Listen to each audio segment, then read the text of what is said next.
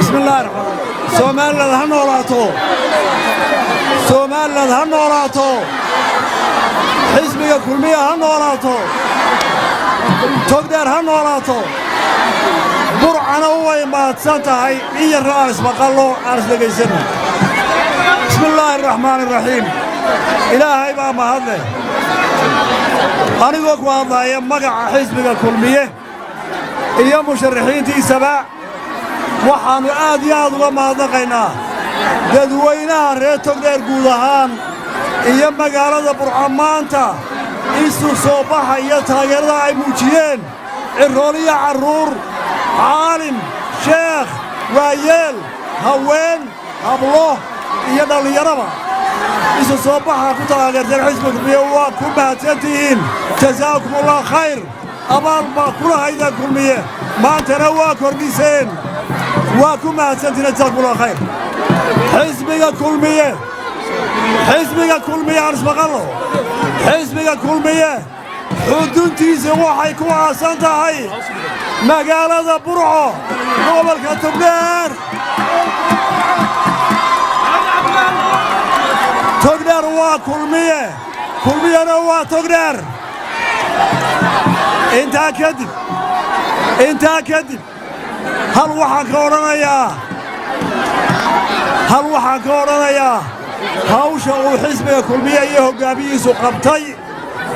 hal waxaan ka odhanayaa hawsha inoo taalla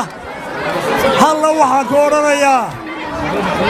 xisbiga habawsan ee waddani ta koowaad waxa la yaab leh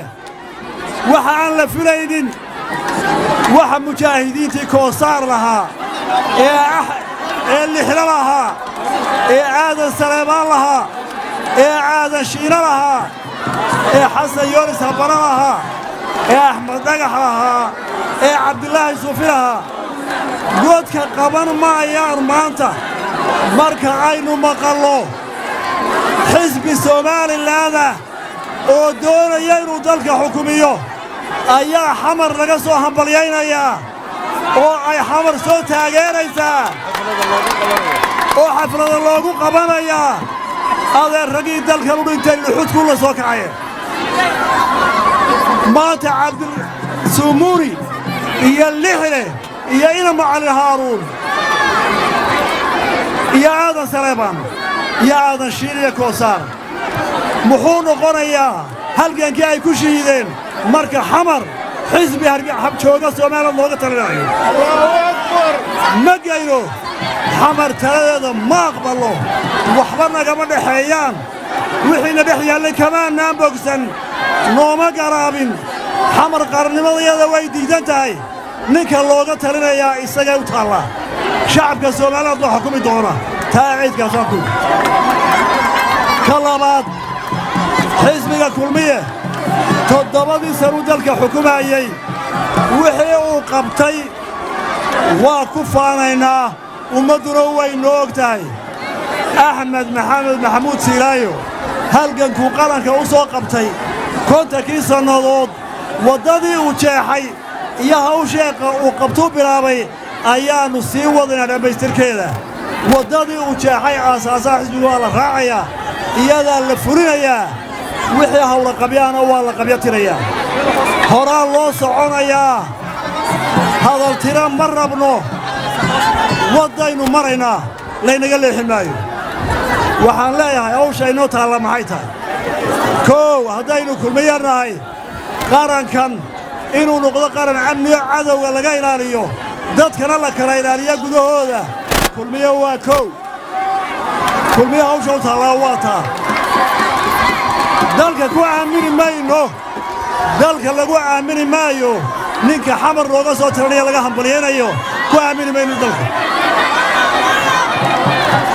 laba waxaa inoo yaalla horumarkii uu bilaabay madaxweyne Siilaayo ilaa dhalinyaro boqolka sare soo socda horumarkaasaynu wadaynaa hadal badan samayn mayno hawl baynu qabanaynaa waddooyinka la bilaabaynu dhammaystiraynaa kuwa cusub baynu ku daraynaa tacliinta bilaashka laga dhigay tayadeedaynu kor u qaadaynaa shaqala'aanta uu bilaabay in shaqala'aanta la yareeyo ayaynu sii yaraynaa xooggeeda bilaabaynaa midnimada dalka ee bari ilaa galbeed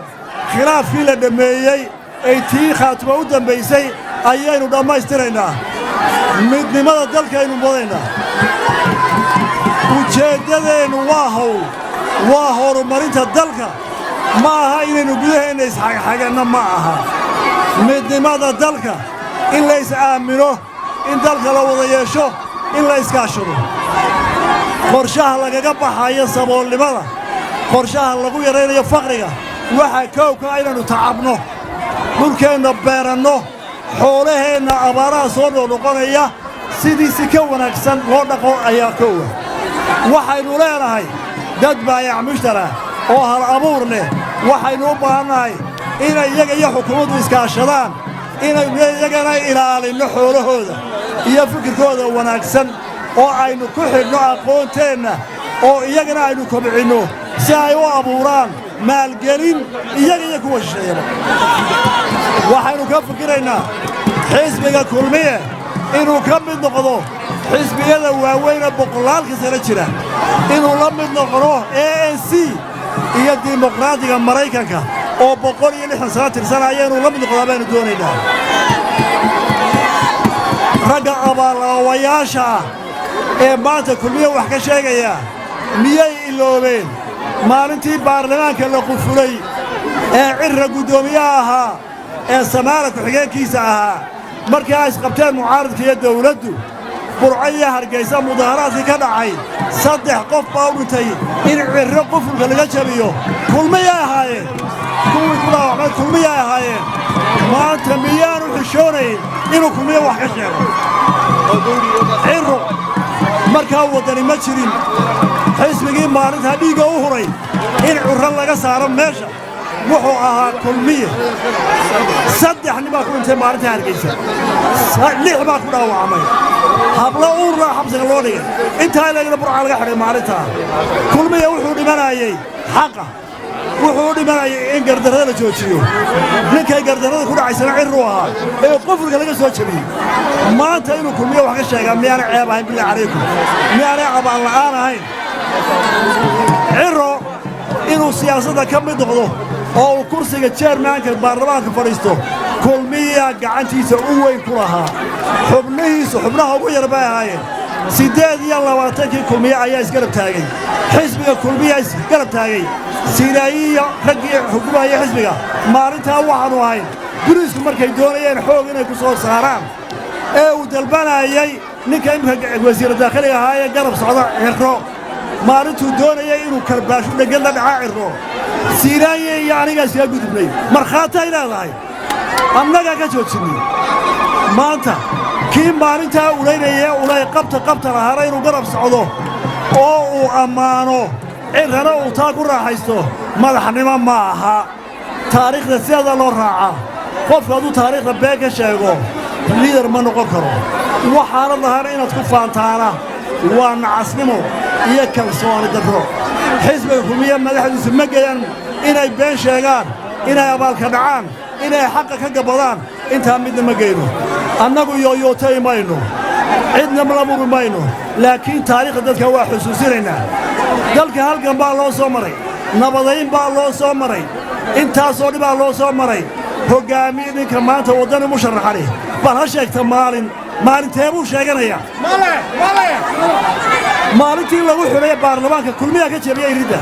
maalintii la dooranaya kulmiyaa daafacay siiraaya dhegaddii loo waday isaga dhigay markaasuu askarga xishooday wuu noolyahay askargii maalintaa u shaqaadayay wuu joogaa waa hebel baan idinoo karaa xataa madaxa koor muu taagan iga daa muu odhan karay ninka dalka isu sharaxayaa waa inuu maalin sheegtaa maalintaasaa lahaa waa inu idhaahdaa waa in wax lagu soo qaadaa ma aha ummaddu waxay u halgantay inuu marjanaabiyo lagu aamini maayo in xamar laga taageeray dalka taa Soomaaliland aqbali mayso qaranku aqbali maayo annana aqbali mayno codkaanaynu ku joojinaynaa kaarkaanaynu ku joojinaynaa nalooga talimaya xamar mar labaad yaan la isu dhuumanin aad iyo aad waa mahadsantiin wasalaamu calaykum waraxmatullahi wabarakaatu